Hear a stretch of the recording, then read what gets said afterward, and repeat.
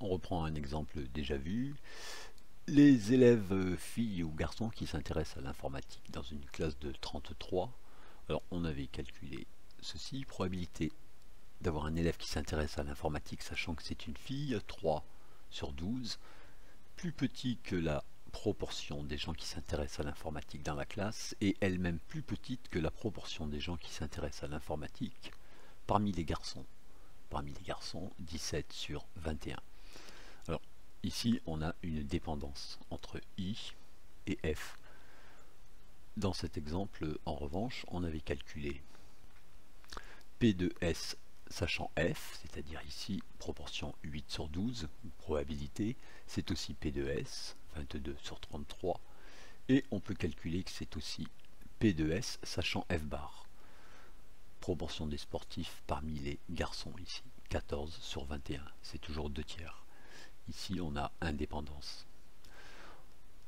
On va montrer que cette relation, si S et F sont indépendants, P de S sachant F est aussi P de S sachant F bar. C'est-à-dire que si S et F sont indépendants, S et F bar sont indépendants aussi.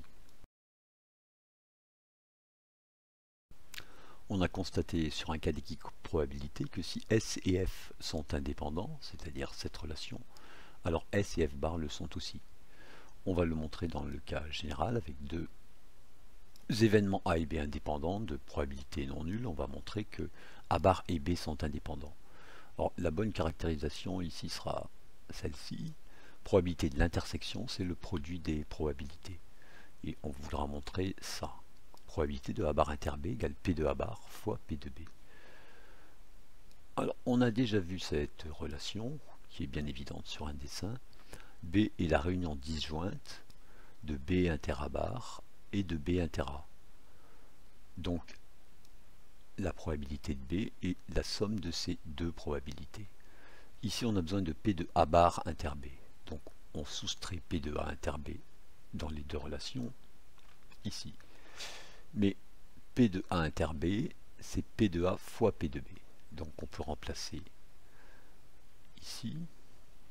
On a supposé A et B indépendants. On n'a plus qu'à mettre P de B en facteur.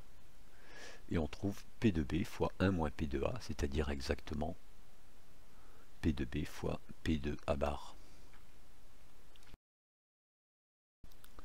Ce qu'on vient de montrer ici dans le cas général était bien évident numériquement ici, c'est-à-dire S et F indépendantes, c'était la première ligne et la troisième forment un tableau de proportionnalité avec rapport 2 tiers.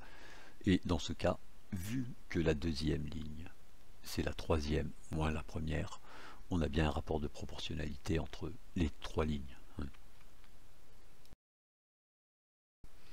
On a démontré ici que A et B indépendants, deux événements indépendants, implique que le complémentaire de l'un est indépendant de l'autre. Alors maintenant, si on réapplique cette propriété ici, en prenant le complémentaire de B, on obtient cette relation, et finalement on a une équivalence entre ces trois propositions.